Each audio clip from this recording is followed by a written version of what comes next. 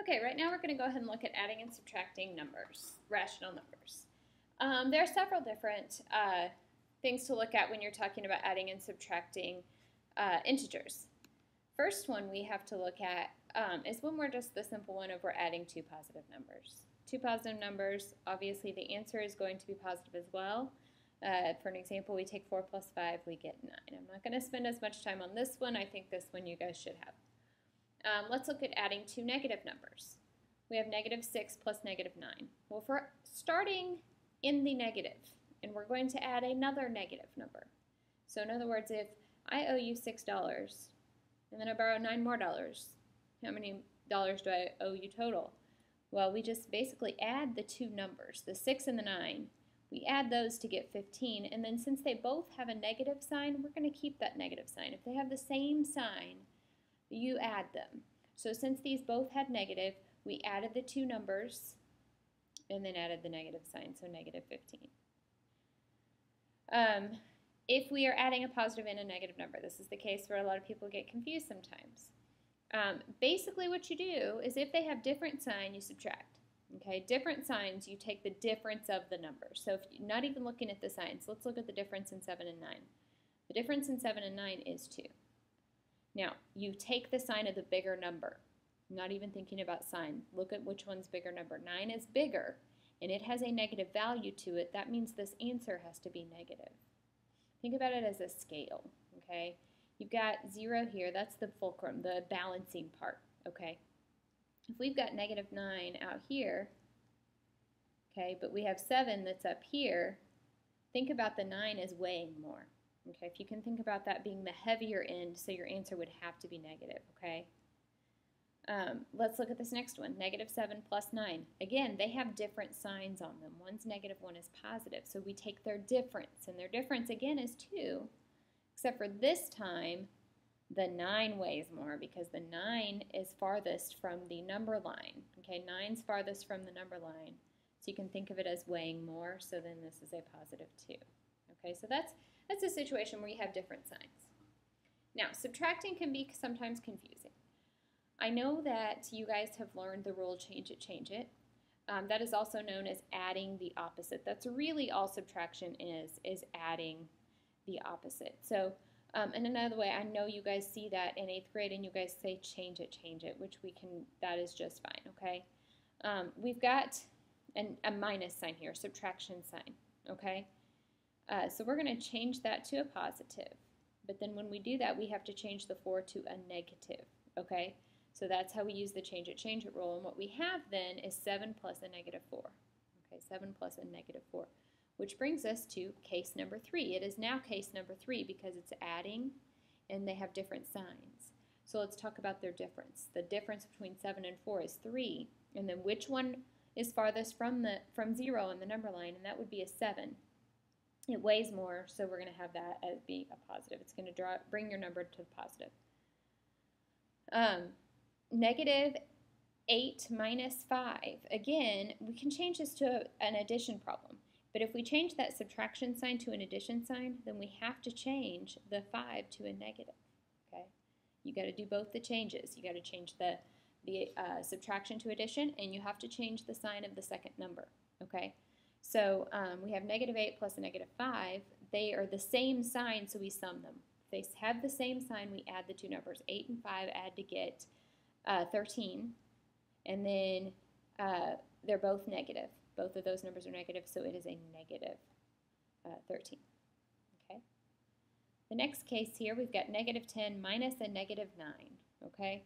Anytime you see two negatives like that together with a parenthesis there separating them, you know, that's like thinking in English, how you have a double negative and that equals a positive. It's the exact same thing in math too. So, I mean, you can also think of it as change it. We're changing the subtraction sign to a plus, but then that means we have to change the sign of the 9 to a positive 9. Okay, so that changes to a positive 9. So what we have is negative 10 plus 9, and then it again brings it back to a situation where we're adding a positive and a negative number. So we must take their difference. The difference in 10 and 9 is 1. And then since the 10 is the bigger of the numbers, then you get a negative. Okay. it has to be negative because the absolute value is bigger on the 10.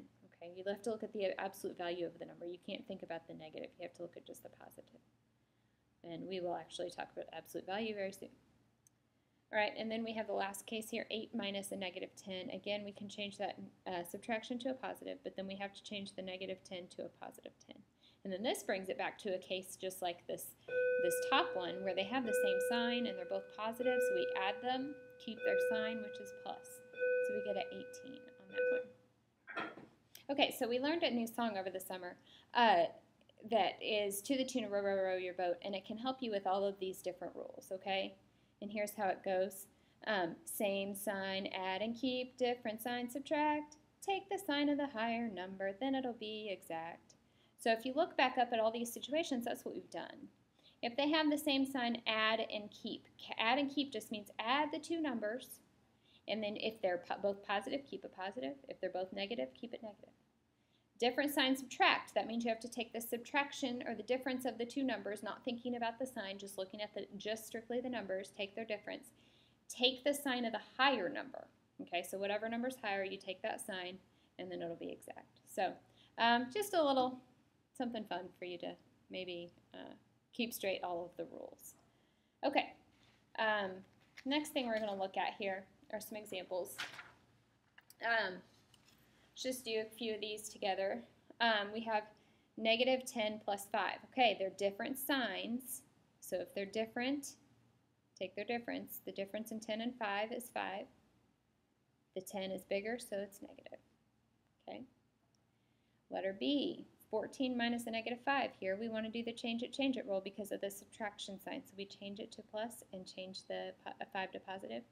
14 plus 5, so that gives us 19. All right, on this next one, we have negative 6 minus a negative 10. Again, we're going to change it and change it. Negative 6 plus 10. Now it becomes a situation where you have two different signs, a positive and a negative, so we take their difference. 10 and 6, the difference is 4. And then the bigger of the two numbers is the 10, so, and that has a positive value sign, or a positive sign, so it's positive 4. Okay. Letter D, we're taking negative 7 plus a negative 4. Okay, we're adding two negative numbers, so they have the same sign, so we add and keep. So 7 and 4, we add those to get 11, and we keep that negative sign there. All right, let's look at a fraction here. We need to find a common denominator between 5 and 3. 5 and 3, the common denominator is going to be 15. So we're going to take the fraction negative 2/5, and we want that denominator to become 15. What do we have to do to a 5 to get a 15? We have to multiply that by a 3. So we have to multiply top and bottom by 3, and we get negative 6 over 15. Okay. Then we take 1/3. What do we have to multiply the denominator by to get 15? We multiply it by 5.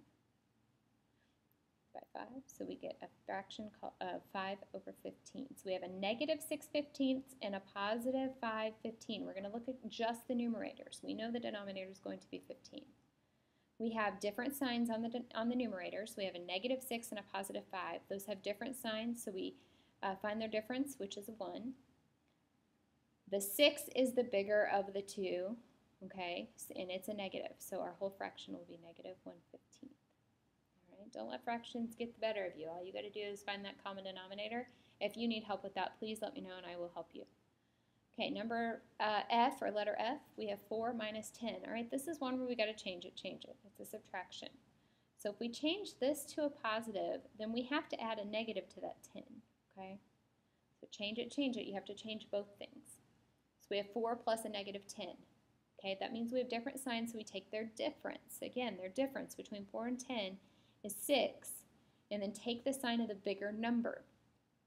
The bigger number is 10, so we're going to take that and make it a negative 6. All right, guys, it's absolutely important that you understand all of these rules, and if you are having any trouble at all, you're going to need to get some help in class, and I'm happy to do that. All right, example 2, we have a football team that gains 2 yards, then loses 7 in 2 plays. You express a loss of 7 as negative 7. Use addition to find the result of the 2 plays. So, if you start with a positive 2 yards and then a negative 7 yards, we want to go ahead and add those two numbers. Okay, if we have or we have different signs, so we need to find their difference between 2 and 7, so we subtract these. Different sign, subtract.